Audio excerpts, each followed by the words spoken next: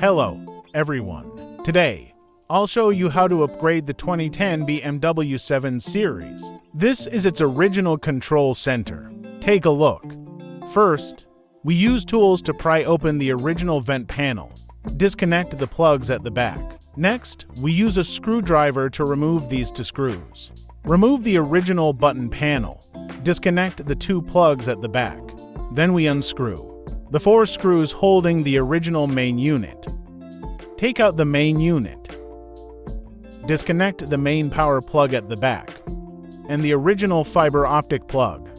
Now, we unscrew the 2 screws securing the original screen. Take down the original screen. Again, disconnect the 2 plugs at the back. Dismantling is complete. It looks like this now. Now we install the new base. If you're eager to learn about car modifications, make sure to follow our channel. Then secure it. Route the power cable for the car machine. We pass this white end from the main unit's position through the air vent to the screen's position. Then connect the car machine's power cable female end to the original power. Connect the original fiber optic cable to the car machine power male end. Connect the USB cables to the car machine. Connect the original LED's plug to the car machine power plug.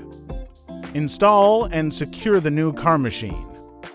After it's done, now connect the car machine power bow head to the main unit. Reinstall and secure the main unit.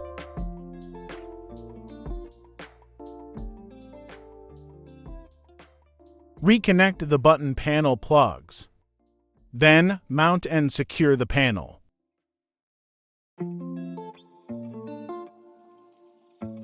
Finally, connect the plugs at the back of the vent panel. Reinstall the vent panel. Installation is complete. This car system retains the original vehicle systems. Before use, set the resolution of the original system. Enter settings and adjust the original system's resolution. Choose the appropriate size. The sound of this car system is transmitted via AUX. Before first use, go into Android system settings.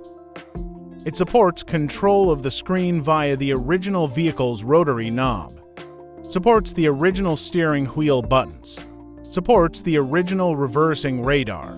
Supports door open and close alerts. Supports local music or streaming music from other apps. Supports local video or streaming video. Supports local maps or online maps from Google or Waze. These are the basic features. Bluetooth phone and music.